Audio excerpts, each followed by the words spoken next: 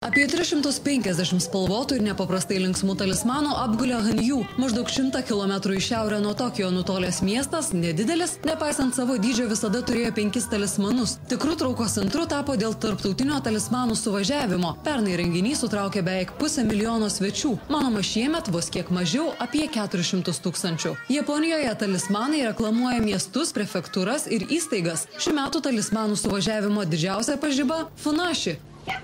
Šokinėjanti hiperaktyvi kriaušė, atstovaujanti vienam iš miestų. Tai pirmas japonų talismanas, kuris kalba. Tiesa, iki šiol neaiški jo lytis. Buvo labai linksma. Nėra nieko nuostabiau nei išvysti gerbėjus.